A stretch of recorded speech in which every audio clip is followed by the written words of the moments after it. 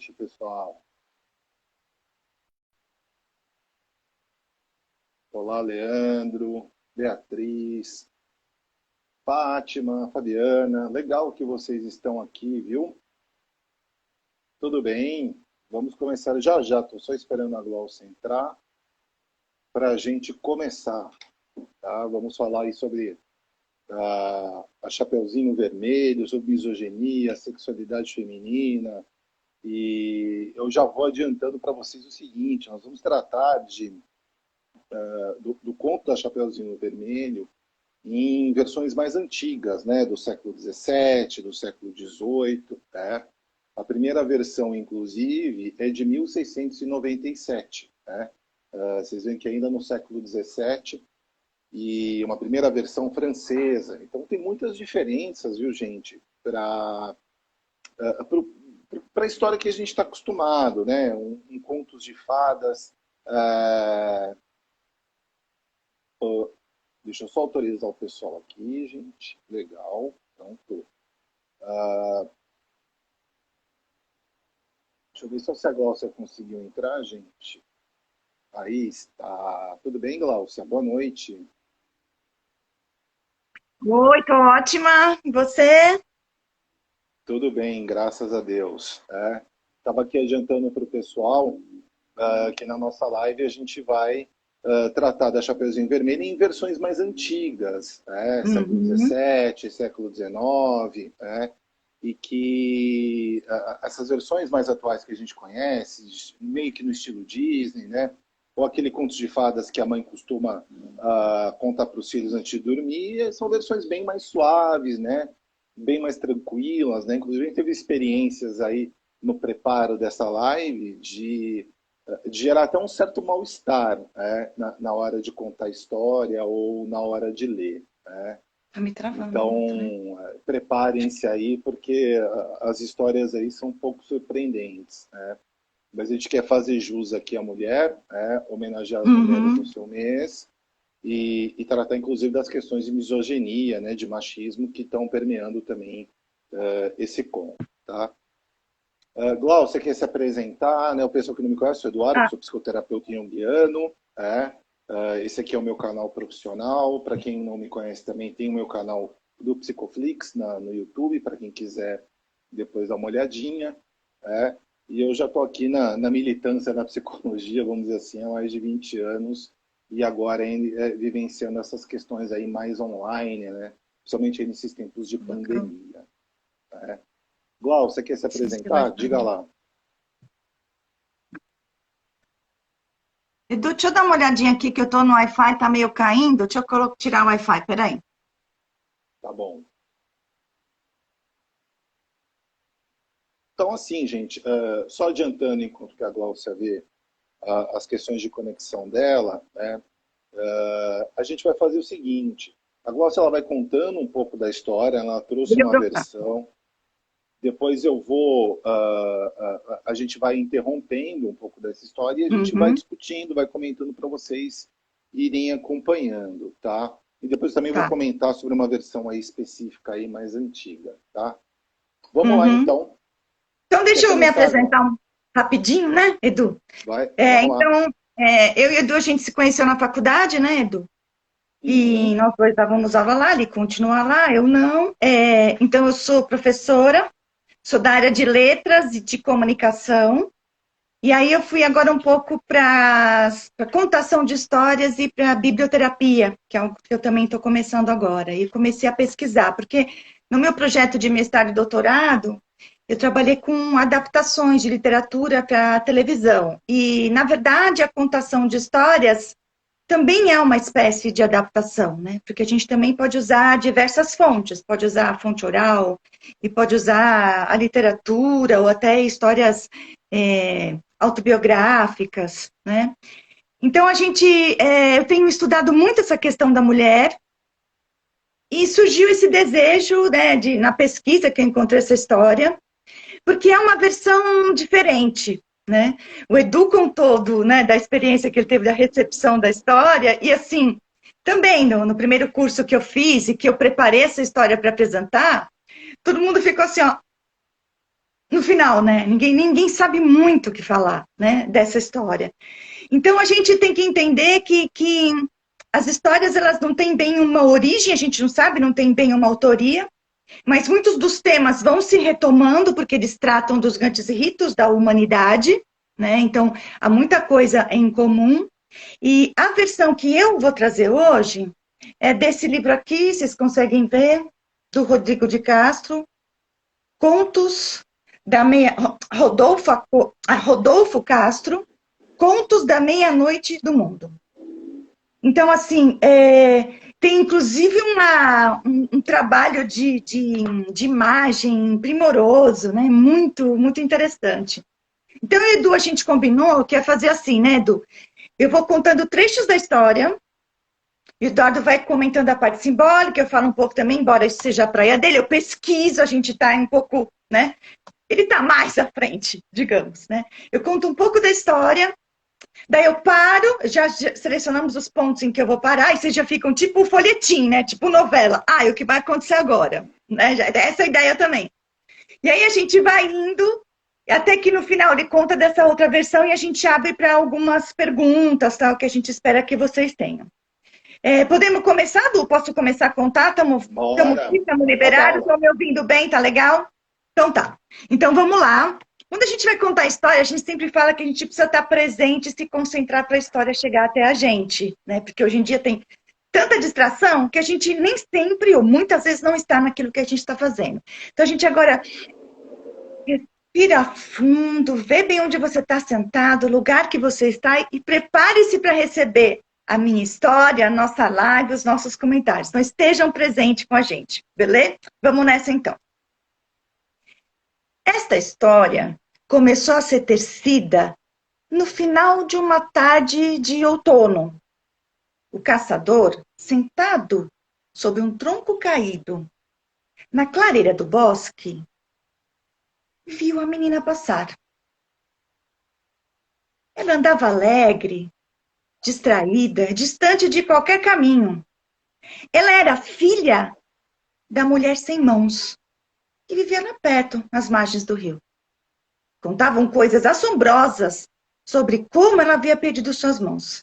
Diziam que a mãe dela, uma ogra, que agora vivia escondida lá na floresta, havia comido as mãos da própria filha. O caçador começou a observar a menina bem atentamente. Ela, quando sentiu aquele olhar, ficou muito amedrontada. Ele era um homem grande, peludo, mas parecia uma fera. Então a menina apressou o braço e entrou quase que correndo por entre os arbustos, na direção do bosque.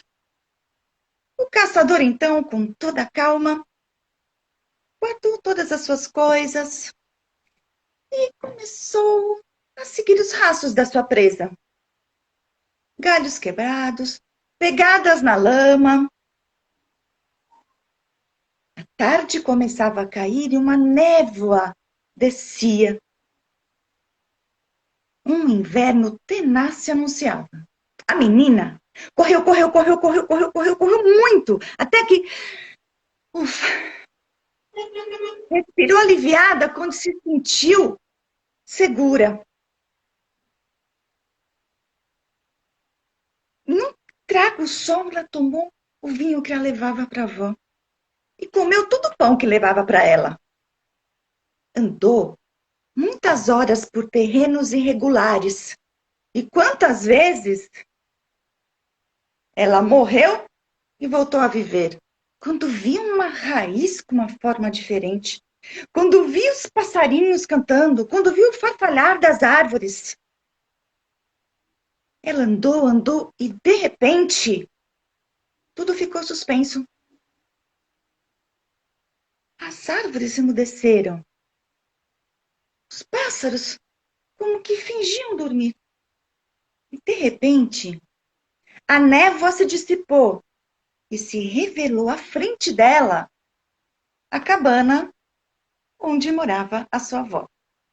Pausa. Edu, é com você. É interessante a gente enxergar nessa versão, né, o desespero, o medo que ela tem no trajeto. Né? No conto original, não, né? No que nós estamos mais acostumados, tá vendo? Eu já estou até tratando as versões mais recentes como originais, né? Que hoje nós estamos mais acostumados, né? E isso é uma coisa que vocês têm que marcar muito bem. Antes da Chapeuzinho sair com a cestinha, ou seja lá com o que for, né?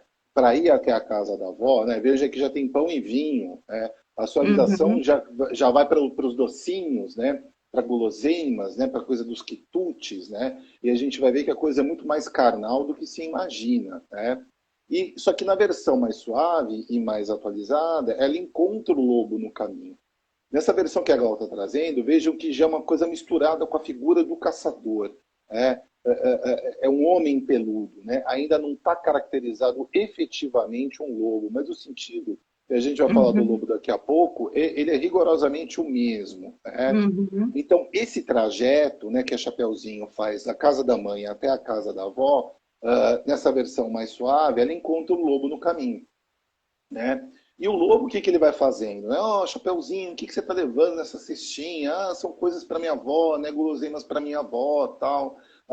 Então, já tem um pouco daquele teor sedutor do lobo. A gente vai falar aqui, por exemplo, porque a Chapeuzinho, gente, assim, ela é uma história sobre os perigos, né, das transgressões. É um rito de passagem. É a criança e a menina que vai se tornar uma mulher adulta. Então, esse caminho do bosque que a Chapeuzinho faz, ela vai numa ingenuidade muito grande. Quando ela se depara com o lobo, ela não tem medo do lobo. Diferentemente dessa versão que a Glau traz, que ela já fica assustada com a representação simbólica que a gente vai falar daqui a pouco, do que é esse lobo, né? Ou esse homem-lobo. Ou até vocês podem interpretar com a avó-lobo. Vamos lembrar que o lobo mau ele se disfarça de vovozinha. Então, o lobo, para seduzir a Chapeuzinho, o que, que ele fala? Olha, tem um atalho para casa da sua avó. Você não quer tomar esse atalho? E ela vai por ali. Só que, na verdade, o que, que o lobo mau faz? Né? Ele faz com que ela tome um trajeto mais longo para ele se antecipar e chegar na casa da avó. Então, o que, que a gente tem nesse percurso, né? Nesse caminho? Ainda a menina ingênua, que não percebeu o perigo do lobo, tá? A representação do perigo que ele causa e vai cantarolando pelo caminho. É uma coisa muito infantil, porque ela também não se incomoda com os possíveis perigos que o bosque pode oferecer. Então a gente tem essa representação da menina que vai virar mulher. E aí é que começa a entrar a questão da sexualidade. O que ela vê na figura que a Glau traz já é um homem peludo, quer dizer, é uma figura adulta, agressiva. E tem a ver com fera, né? O próprio conto fala que ele mais parece uma fera. Exatamente. Então, é um homem-lobo, né? Quase que um lobisomem, vamos dizer assim. Enfim, a bem da verdade, ela não tem noção do perigo que ela está correndo. Tá? Enfim, essa distração é muito interessante, né? E ela contrasta um pouco com o medo mais cru de tempos mais antigos de uma figura como essa, né? Vocês vão ver que essas versões mais antigas, mais originais, né? Elas têm uma crueza da história muito grande, elas não têm a suavização dos contos novos, tá? Então, na versão mais nova, ela não tem esse medo, tá? Na versão mais antiga, tem. E aí eu já trago o primeiro símbolo para vocês. Por que Chapeuzinho Vermelho? O vermelho é uma representação simbólica da menarca. Essa transição onde ela encontrará o lobo na casa da avó é justamente ela saindo de uma situação ingênua para a tomada de consciência da sexualidade, que é o que ela vai encontrar na casa da avó. Então é a menarca. Eu até comentei com a Glau no nosso preparo para essa live, né? Que tem uma peça de teatro onde o ator que representa o lobo, né? A Chapeuzinho, ela larga um pano vermelho no palco, né? E aí vem o lobo, pega aquele pano e cheira. É como se ele estivesse cheirando a menarca, né? Quer dizer, é uma coisa que tem uma conotação de cio mesmo, né? Então, porque ele é uma figura animalesca, né? E o animal, gente, toda representação simbólica é o instinto, tá? E um dos nossos instintos primordiais é o sexo, é a sexualidade, tá? Então, toda essa representação do homem-lobo, né? Ou do próprio lobo em si, é esse instinto, né? Claro, vão aparecer na figura do lobo outros aspectos, né, da sexualidade e também da misoginia, né? Uhum. É isso, Gal. Mas um Tá. comentário antes de você continuar? Eu queria chamar atenção para a figura da mulher sem mãos, que é a mãe dessa menina. A gente vai falar dela mais tarde, porque ela ainda vai aparecer. Depois vocês vão entender as minhas aspas aqui. Ela ainda vai aparecer, né, nessa história. E a ideia de que a gente está tratando, no caso do livro do Rodolfo Castro, de recortes de versões antigas. Então, ele, na introdução do livro, ele dizia assim que ele sentia até um tédio quando ele ouvia essas versões mais atuais, né? Porque uma coisa parece que foi tão arrumadinha, né? Então, a gente vai conversar um pouco sobre isso depois, mas vamos voltar para a história, então, que a gente está intercalando. Então, só para retomar, para quem entrou agora, para quem perdeu o fio da meada, né? Eu estou contando a história de uma menina que tá andando sozinha pelo bosque, ela viu um caçador, ela tá assustada e ela tá correndo, indo para a casa da avó dela, tá? Nós chegamos, agora ela vislumbrou a casa da avó, e aí eu continuo a partir daí na nossa história. Ainda ressoavam no ar as canções antigas que a avó havia entoado durante o dia para suavizar, para acalmar os seus gnomos interiores. Eram palavras arcaicas que vinham sussurradas pelo ar feminino da floresta. A avó acocorou-se no chão e urinou, só para sentir o prazer do vapor subindo da terra por entre as suas saias. Ela morava há muito tempo lá sozinha na floresta. Havia sido acusada de mutilar a própria filha e fora então obrigada a fugir da aldeia. O único contato que ela tinha com o mundo exterior era com sua neta, que às vezes vinha visitá-la. Naquela tarde, a velha ficou olhando para o nevoeiro muito tempo. Quando ela estava prestes a entrar na cabana, ela teve uma revelação. Sua intuição lhe mostrou o que é que aquele nevoeiro traria para ela naquele dia, ou quem ele traria para ela.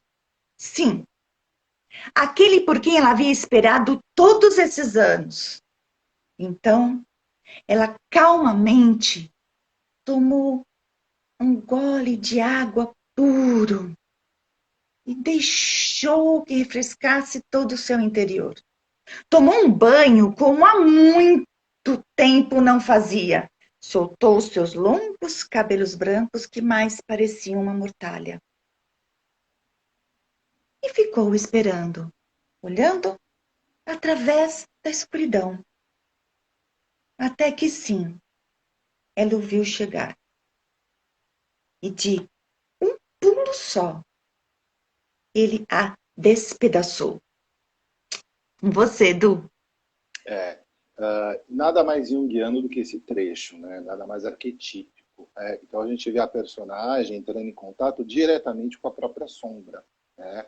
Existe uma expressão Uhum. tipicamente junguiana que é a gente ser devorado pelo próprio inconsciente, né? Ou pelos próprios monstros, né? Então ela fala de gnomos interiores, né? Sim. O gnomo, apesar de ele ter uma figurinha meio simpática, né? Aquele chapéu pontudo, né? Aqueles senhorzinhos pequenininhos, barbudos, de barba branca, né? Eles também são, se você pisar no calo do gnomo, ele também vai fazer um inferno na tua vida, assim como os duendes, né?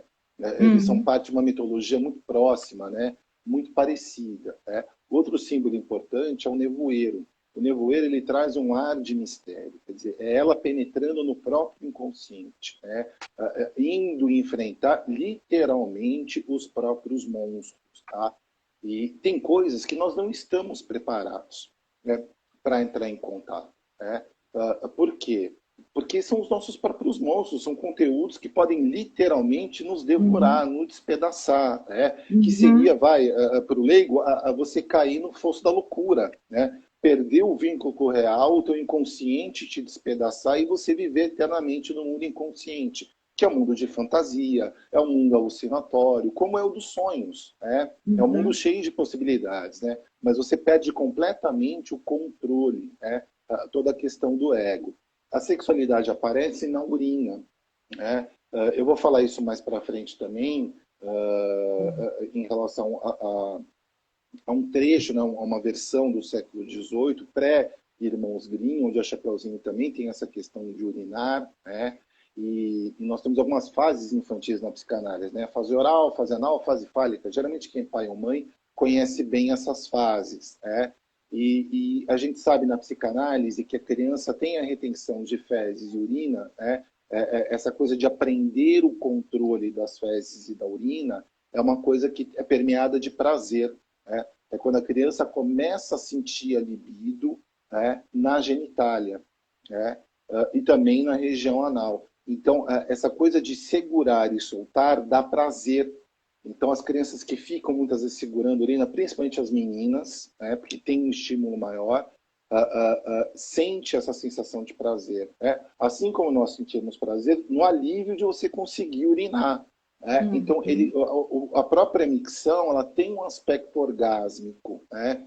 E você vê que aí, né, ela sente o calor, né? Quer dizer, o vapor que vem da terra, né? A terra é um elemento extremamente feminino, é a Gaia, é uma coisa de fertilidade. Então, esse trecho é muito de morte e renascimento, tá? Na Chapeuzinho moderna, vamos dizer assim, mais contemporânea, o que acontece, né? É a menina que está morrendo, é a infância que está morrendo, né?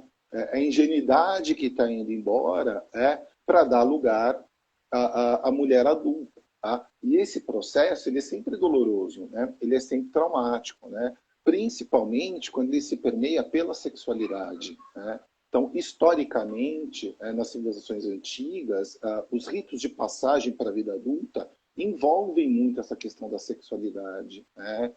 Da perda da virgindade, por exemplo, né? Então, a mulher só é considerada adulta a partir do momento que ela perde a virgindade, por exemplo, né? E muitas culturas têm esse tipo de coisa, né?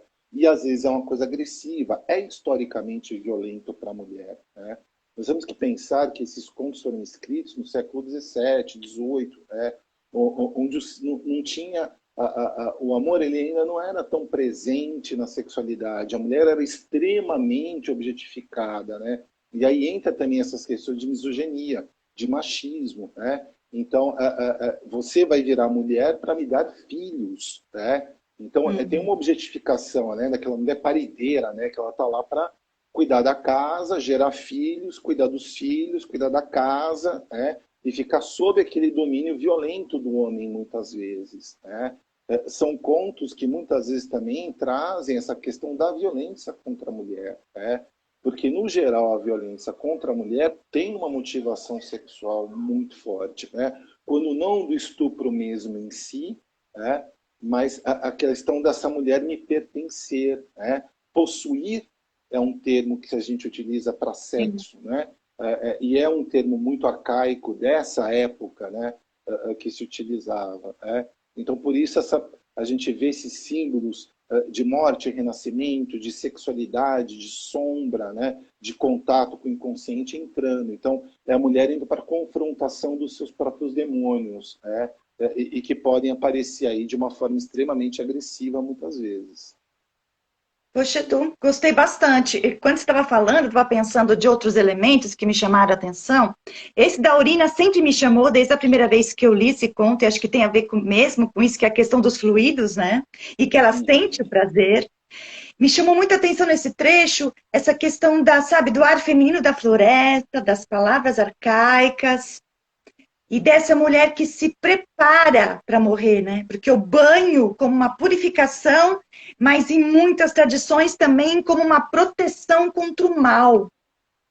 E quando você falou da terra como elemento feminino, me lembrou o termo que a gente usa muito em contação de histórias, quando a gente vai analisar esses contos, que é a mulher selvagem, né? Que a gente usa muito isso no livro da Clarissa Pinkola Estés, que é esse daqui, que quem não tem que ter, tem que ler, porque é maravilhoso, né? Eu fui apresentada a ele por duas mulheres sábias, mais velhas do que eu, e agradeço muito a elas por isso.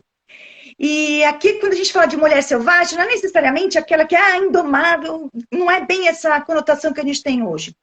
Seria aquela que tem mais contato com a natureza e com a sua natureza interior, com a naturalidade, com aquilo que é inato e que a gente foi perdendo por conta de uma imposição de uma sociedade que foi domesticando e que foi mudando culturalmente. Então, ela vai dizendo sobre como a gente muitas vezes reprime essa mulher selvagem. E o que acontece quando a gente reprime demais com as suas doenças físicas e psíquicas, e como é que a mulher vai resgatando essa mulher selvagem. Então, recomendo fortemente Mulheres que Correm com os Lobos, da Clarissa Píncola Estes. E o Du realmente me surpreendeu com essa coisa do seu monstro interior e da sombra. Nossa, Du, achei o máximo e é por aí mesmo. Então vamos continuar, porque tem vários desdobramentos. Continuo, Du? Sim? Bora Beleza? lá, sim. Então vamos Claro, lá. vamos Ó. embora. Só retomando, entrando no clima da história novamente. A menina vinha vindo pelo caminho, foi observada por um caçador, um jeito feroz. Ela teve medo e ela correu pelo bosque. Ela caminhou e encontrou a casa da avó. A avó já sabia que algo vinha, pois a intuição lhe dizia, e ela teve uma visita inesperada que a despedaçou. Vamos continuar a história a partir daí, certo? Já era noite quando a menina chegou à cabana de sua avó. Maltratada pelo frio, pela fome, pela fadiga, ainda assim ela titubeou antes de entrar na casa cuja porta estava entreaberta. Um odor agressivo pairava no ar. Quando ela abriu a porta, que fez um ruído, ela pôde vislumbrar no aposento, na semi-escuridão, uma lareira com fogo aceso, que iluminava uma mesa, sobre a qual havia pedaços de carne frescas numa bandeja e uma jarra com um líquido que parecia vinho. Acostumada a comer mal e pouco, ela se atirou sobre aquela carne e devorou um bom pedaço. Tomou um bom gole daquele líquido. Resolveu ir procurar sua avó. Foi tateando até que chegou à porta do quarto. Empurrou a porta e uma voz lhe disse para entrar. Ela obedeceu. E a avó lhe disse para deitar na cama com ela.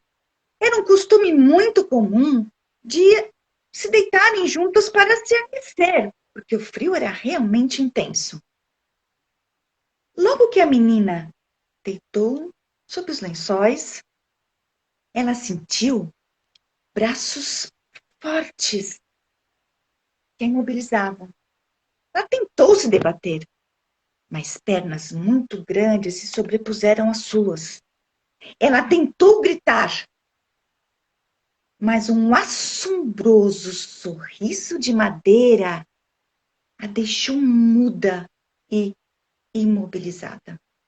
É com você, Du. Eu vou até fazer uma complementação, porque tem uma história chamada A História da Avó, de 1885, vamos ver se é o finalzinho do século XIX, tá?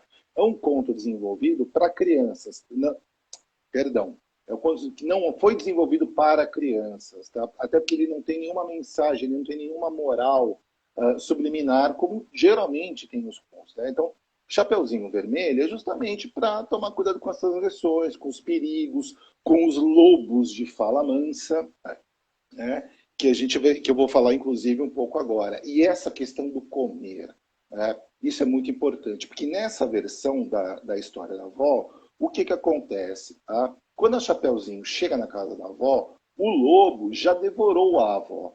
Tá? Essa história do caçador como uma figura masculina positiva são só nos contos atuais. Né? Inclusive, o caçador entra para suavizar justamente esse lado masculino, já que o lobo é o vilão da história. Tá? E no que ele já comeu a avó, o que ele faz? Ele separa um pedaço de carne da avó, né? E uma garrafa de sangue da avó. Né? para esperar a Chapeuzinho para o jantar.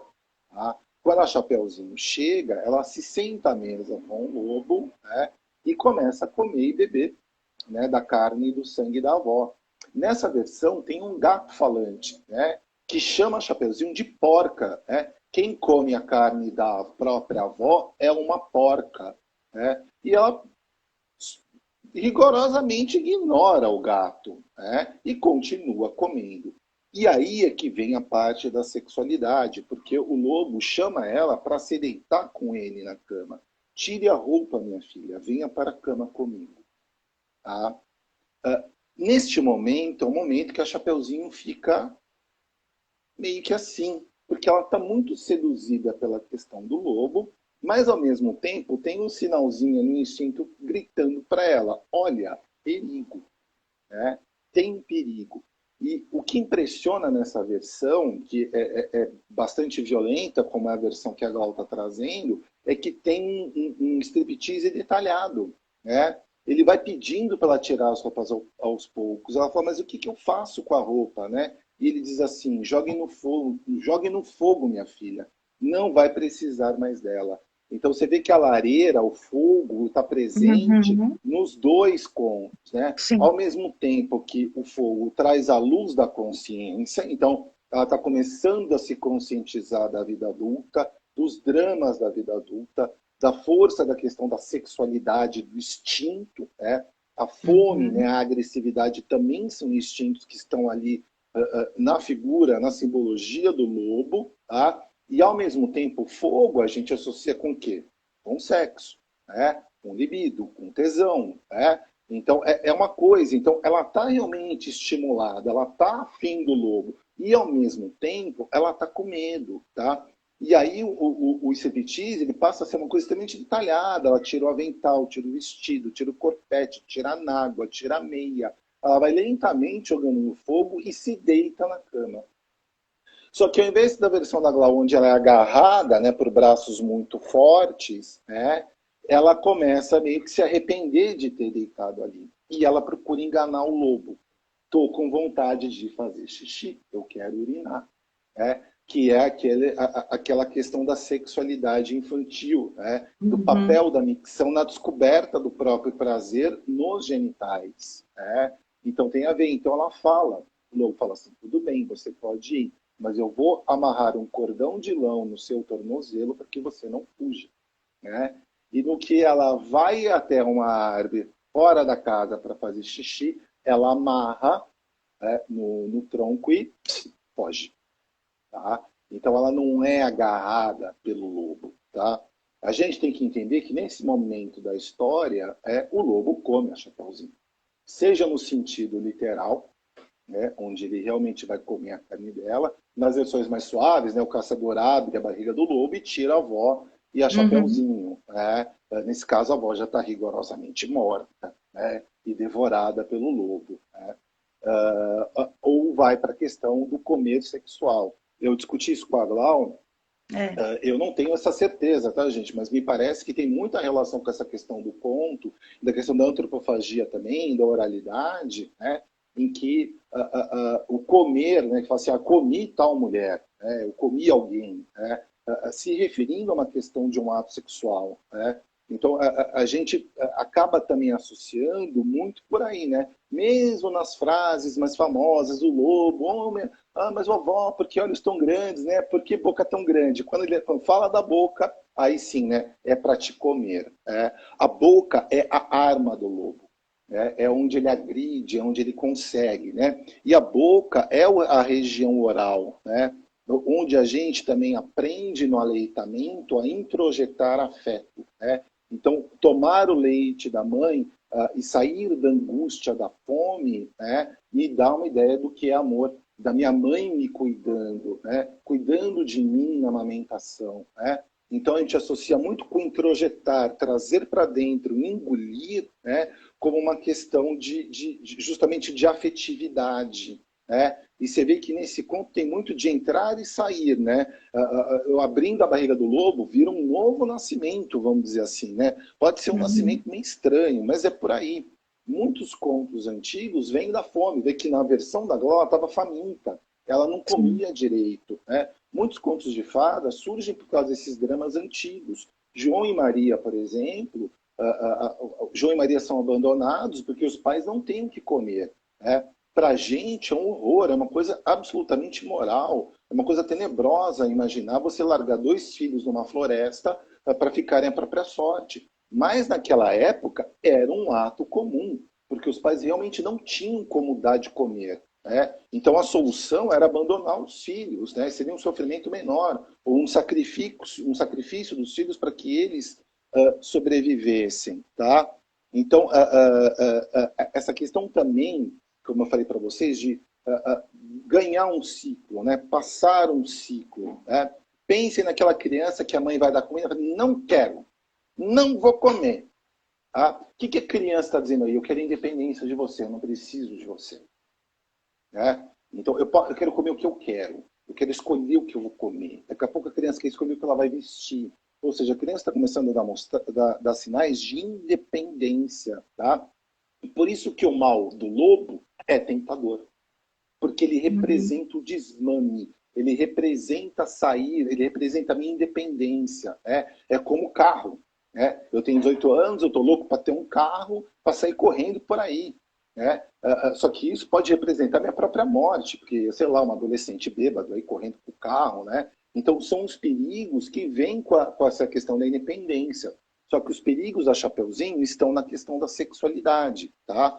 O lobo é atraente, gente, porque ele representa aquele cara malvadão, meio cafajeste, né?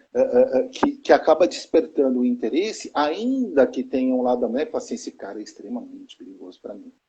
Ele pode me magoar, ele pode me fazer algum mal, ele pode ser um mau caráter, né? Mas ao mesmo tempo ela fica extremamente atraída. É a dúvida da Chapeuzinho, deito com ele na cama ou não? É minha avó ou não? O que está acontecendo aqui? Então ela vai ter que entrar para entrar na descoberta da sexualidade, né? É a curiosidade sexual infantil, que fica entre a ingenuidade e a ousadia. Né? Isso é a representação de um ciclo feminino que pode representar aí o quê? Uma mulher adulta que fica nessa mesma coisa. Então, uma sexualidade mal elaborada para uma mulher, e a sexualidade ela é um tabu, e para uma mulher é mais tabu ainda, né? E isso também eu acho que tem muito a ver com a questão da misoginia que o conto traz, né? Então, porque para a mulher é sempre um problema, é sempre pecado, é sempre errado, né? É sempre muito complexo, quando a coisa deveria ser muito mais natural. Tá? Então, tem mulheres que tornam-se adultas com a ingenuidade da Chapeuzinho. Né? E sempre acabam tendo relacionamentos e envolvimentos com esses homens que são os lobos de fala mansa, que acabam levando. Né? É aquela situação que muitas mulheres passam, né? Que o cara vem com uma conversa muito boa, sedutora, né? Se põe como um príncipe, né? Transa com ela 1, 2 vezes, depois larga a mão. Né? Nunca mais liga, some, né? Porque ele já comeu, já se satisfez. Né? O lobo está de barriga cheia. Né? E aí a mulher torna-se descartável. Né? E a problemática, às vezes, pode ser tamanha que ela leva essa ingenuidade até para outras áreas da vida. Então, vira uma profissional ingênua, que todo mundo se aproveita no trabalho, por exemplo, né? Ou mesmo na família. Né? Então, a gente tem que tomar um certo cuidado. Né? A mulher não pode tornar-se adulta com esta passividade infantil que a Chapeuzinho representa. Né? Uma postura muito passiva. Né? E, curiosamente, lá no Chevalier, eu dei uma olhada no sentido do lobo, o lobo, o macho, ele representa justamente selvageria, que é uma coisa comum, né? O homem antigo havia no lobo muito mal, não à toa parou nos contos de fadas aí como o vilão, né? E a loba é representação de libertinagem. Né? Então, sempre relegando o pecado sexual à figura da mulher. Né? Enquanto que o homem está disfarçado, né? Não é um homem, é um lobo. Né? A questão moral sempre recai, né, sobre a mulher, a questão moral. Né? Então, exatamente. O julgamento moral é sobre a mulher. E veja só, né? Aqui, né, nesse caso, quem está sendo seduzida, quem está sendo enganada, quem está sendo ludibriada é a figura feminina, que é a Chapeuzinho. Esse aqui é o Chevalier, que ele citou, Dicionário de Símbolos. É bem interessante. Esse é fantástico. Então, Fantástico. desse que ele estava falando que ele procurou o verbete do lobo, é maravilhoso. Esse mesmo. E é Uhum. isso, Glau, comentário, você quer continuar? Ah, sim, a única coisa que eu queria falar é que tem bem essa questão de no começo ela comeu o pão, tomou o vinho, e depois vem a carne e o vinho. E quando você falou de pão e vinho, carne e vinho, já logo lembra uma coisa para nós meio como um ritual sagrado, né? De E novo, é morte e renascimento, tá? Porque pão e vinho é exatamente. literalmente o corpo e sangue de Cristo. Transformação, Exato. redescoberta.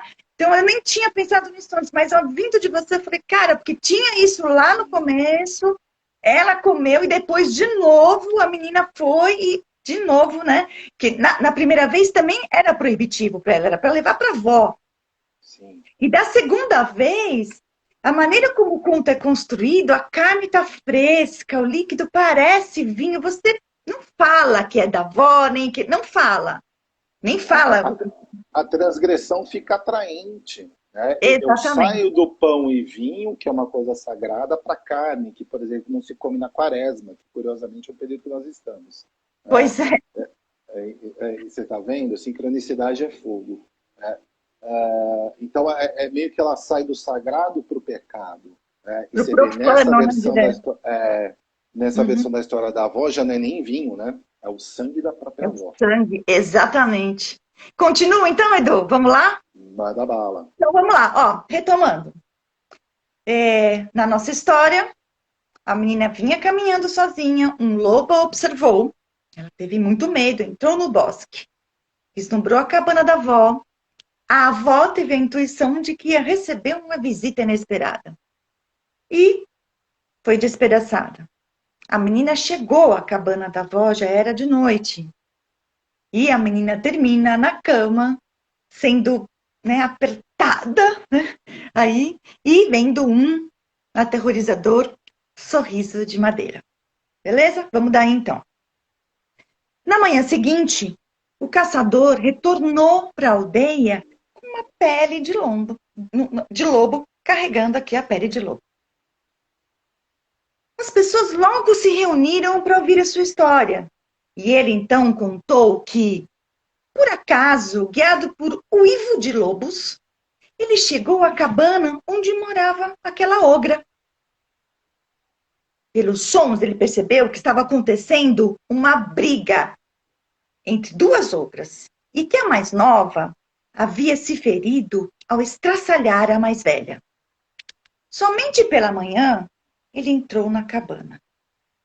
Dirigiu-se então ao quarto onde sabia que estaria adormecida a donzela feroz. Sem titubear, ele a apunhalou. E foi testemunha de quando ela se transformou numa loba. A pele que ele carregava era a prova disso. O povo acreditou piamente na história do caçador. E juntaram-se homens, mulheres, crianças com o caçador, carregando pedras, paus e ferramentas diversas. E dirigiram-se para a casa da mulher sem mãos, para acabar de vez com a última das três ogras que eles tinham na aldeia. No final da tarde, o lobo, de volta à clareira do bosque, onde essa história começou, senta-se sob um tronco caído. Muito satisfeito com a caça do dia, ele fica cantarolando uma canção antiga que sua avó havia lhe ensinado. Aquele homem rude, naquele rosto com aqueles olhos assustadores, parece que se desenham traços de um sorriso que deixam à mostra um terrível sorriso de madeira. Fim da nossa história. Pois é. Você vê que as ogras, né? Eu acho que tem uma representação justamente de dar ao feminino uma questão da monstruosidade. Né? Quando eu Uhum. ouço esse trecho das ogras, me lembra muito a súcubo, só que a súcubo era ligada ao casamento. Né? É. Então, o homem seduzido por um demônio disfarçado de mulher, que é uma súcubo, né? Então, é sempre esse aspecto que a mulher leva a desgraça, que a mulher leva a tragédia, que a mulher leva, porque ela é a grande causadora dos conflitos, né? A gente pode Ela é voltar o lá medo para do Eva. feminino, né, Edu? É o É o medo. A medo, misoginia é exatamente o medo de não compreender, de não dominar esse feminino. Então, como é pois que vai é. saber que o filho é seu, né? Como? Você tem que dominar. Essa que é a ideia. É. Então, misoginia quer dizer medo do feminino. Exato. E veja, né, em outros mitos, em outros contos, em outras passagens, né, a gente tem Eva. Né? Eva que se deixa seduzir pela cobra e come da fruta do pecado. Né? Que muita gente associa à maçã e ao sexo. E está errado. Ela come o do fruto da árvore do conhecimento. É. Né? Da mesma forma que Prometeu rouba o fogo do conhecimento e leva para os homens, né? Tira do Olimpo e leva para os homens, e é castigado por Zeus. Né? Então, na verdade, aquele conhecimento, aquela iluminação muito grande, que está além da nossa compreensão muitas vezes. Que a mulher, ela carrega o mistério em si. Ela é o mistério da própria vida. Ela carrega a própria vida. Uhum. Então, vejam, em culturas muito antigas, né? Foi você que me disse isso hoje, eu acho. Né? Então você tem aquela Foi. coisa como é que o bebê vai parar dentro da mulher, né? Que eles ainda não É. tinham essa associação que era o A sexo mulher, que é. tinha geração. Mulher Né? era uma Então, deusa, né? Porque não se tinha essa compreensão. Nossa, para nós é absurdo. Vai, como diz meus alunos, pro, para com isso, pro. Não, mas é verdade, eles não sabiam qual era a relação. E todos criavam os filhos de todos, os filhos eram da comunidade. Demorou para se perceber, somente quando, né, de nômade se virou, né, sedentário, é que se percebeu qual era a relação da concepção, né? é, e eu vi que tem culturas em que um lobo mitológico, na verdade, ele meio que fecundava as mulheres, né? Então, ele descia, vamos dizer assim, do céu, né? Do seu ambiente de Deus e fecundava as mulheres. Na verdade, eram as mulheres lá transando com homens comuns ou com os reis, né? Na verdade, era uma transação tamanha lá que era para ter filhos, mas era associado que eram todos filhos do lobo, né? Assim como todos os homens são filhos de Adão, vamos dizer assim. Tá? Assim como a gente tem Mas é o boto sempre aquela. cor-de-rosa, né, Edu? Aqui a gente tem no Brasil o boto cor-de-rosa. Boa, bem lembrado. Agora tem essa série na Netflix, né? Cidade Ah, essa Invisível, que série, presta gente, em. assistam, né? Cidade É, Invisível. que é também uma questão de misoginia. O boto cor-de-rosa ele foi criado para encobrir gestações que eram frutos de relações incestuosas de pais com filhas. Né? De quem é esse bebê? Como é que ele... O boto. Ou de pais com filhos, ou que eram fora do casamento, consentidas ou não, né? Consentidas ou Exatamente. não. Né? Fora dos padrões Sim. cristãos, religiosos, né, sociais, culturais que nós conhecemos. Né? Então, sempre tem essa coisa da mulher trazer a desgraça, quando, na verdade, quem traz a desgraça é o homem. Né?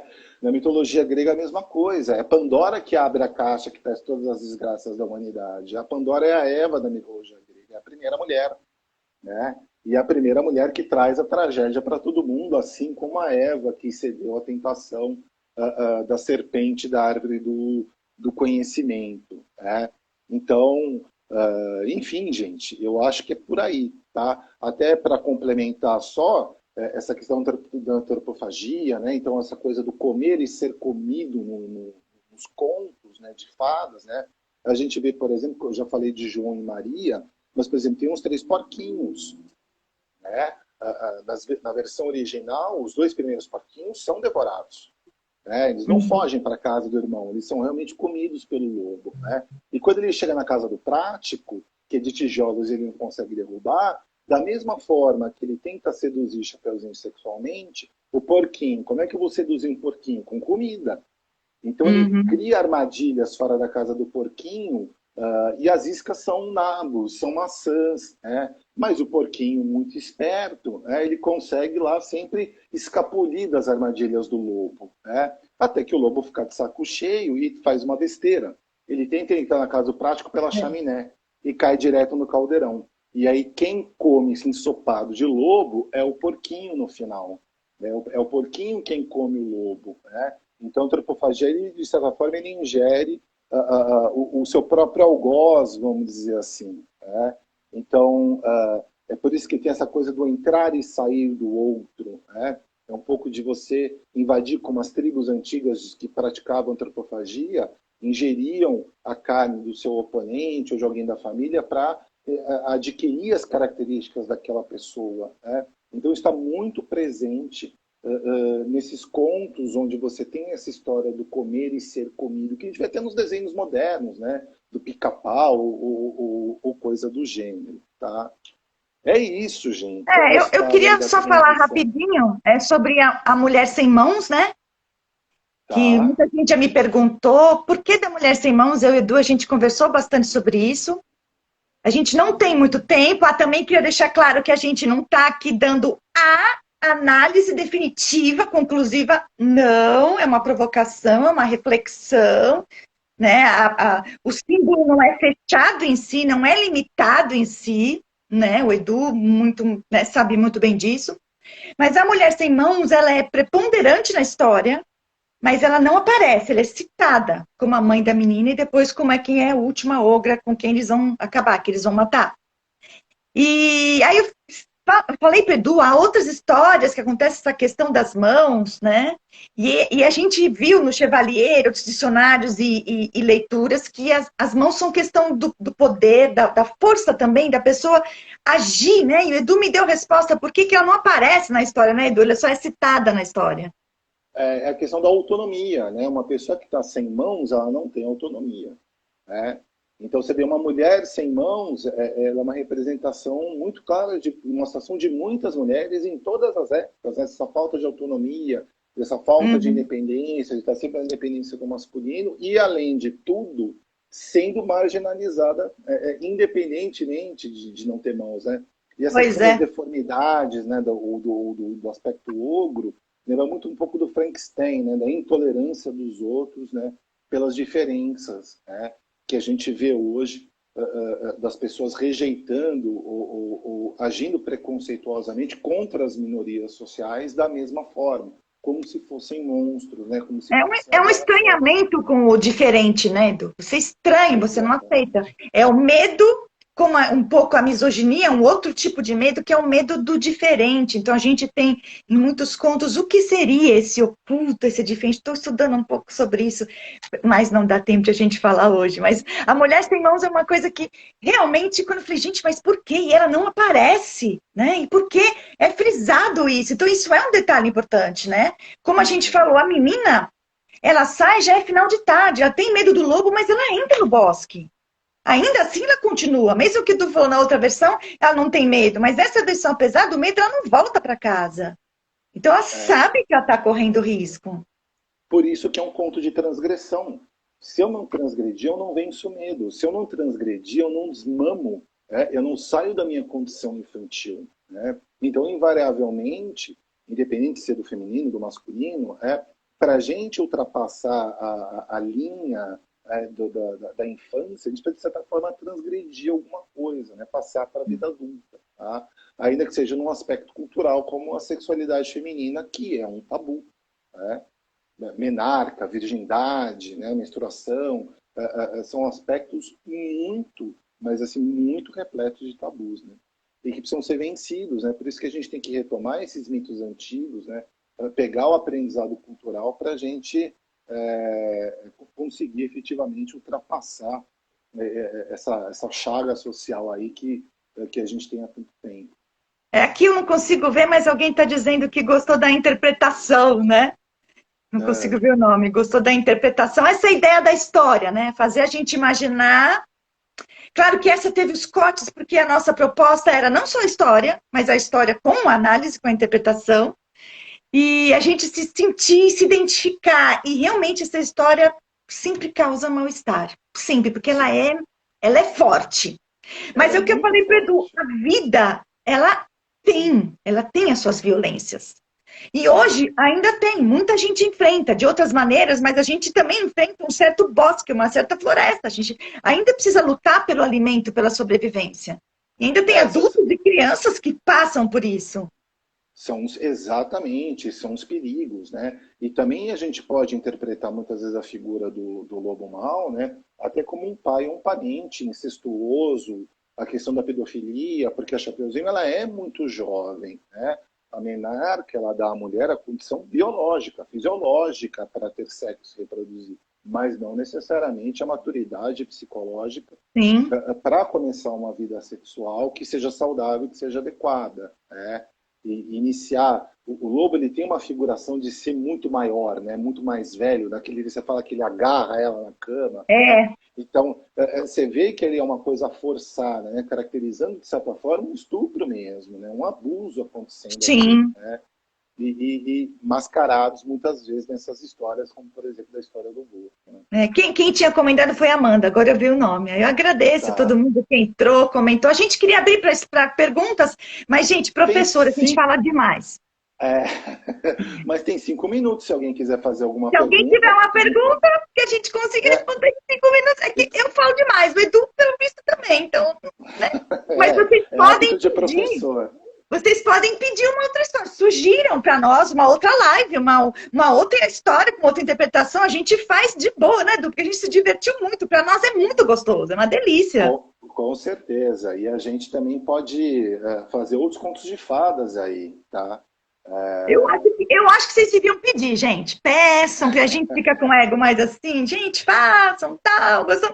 E aí a gente vai preparando, porque a gente acho que dá para aprender bastante, dá para ver de outro ângulo, né, Edu? Sim, sim, sim.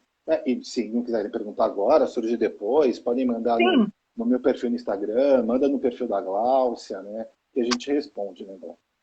sim, sim. Foi muito gostoso Foi uma e delícia, foi ótimo. foi ótimo. E assim, o Edu trouxe coisas que eu realmente não havia visto, né? Acho que ele conheceu uma nova versão da história, a gente trocou muita coisa. Com certeza. Aí, mais contos. Ah, tem gente que já tá pedindo mais conto de fada, Edu. Não sei não, acho que a gente vai ter que Vamos, pedir mais. vamos fazer. Eu já fiz a Cinderela, né? Tem muitos aí. Eu tô pensando em fazer da Branca de Neve. A Branca de Neve é um conto bem interessante. Mano, da Cinderela tem, viu? Tá aqui no meu IGTV. Pode ir lá olhar. Cinderela como você nunca viu, tá? Rapunzel, Alice no País das Maravilhas. Esse é complexo, hein, Renata? E a Bela e a A Bela e a Fera. Fera. Deixa eu pegar uma Chamada versão mais Fera. assim, eu vou mostrando pro Edu, da Bela e a Fera tem umas versões legais. Ah, o Júlio César, mano, gente, obrigada, viu, pelo Valeu, incentivo, a Júlio. gente fica feliz. Obrigada, Júlio, Obrigado. Pan. É, Olha foi lá, o bem. Fernando também. Tá. Uhum. É isso, gente, eu acho que tá acabando o nosso tempo, né? Temos 3 minutinhos aí, senão o Instagram derruba a gente, assim, viu? É, Ah, então vamos embora, Glau, vamos nos despedindo, desejando aí um bom vamos, final de gente. semana para Uhum. todo mundo. Bom fim de Sejam semana, gente, responsáveis, obrigada. pessoal. Vão ficar em casa, viu, gente? Vamos Pinóquio. colaborar aí, tá? Hoje eu tomei a segunda dose, viu? Tô Opa, imune que em 15 legal. dias, Que tá bom, bom? gente, obrigada, bom fim de Pinóquio é semana. interessante. Mandem Para perguntas, todos. sugestões, foi ótimo. Obrigada, viu, por terem participado. Até a próxima. Tchau, Edu. Valeu, obrigado pela parceria, Glau. Muito obrigado, Ah, contribuiu gostei, muito. foi bem produtivo. Vamos fazer Valeu, mais. pessoal. Tchau, Valeu, gente. Um gente. beijo para todos. Obrigada. Tchau. Tchau, Tchau. tchau.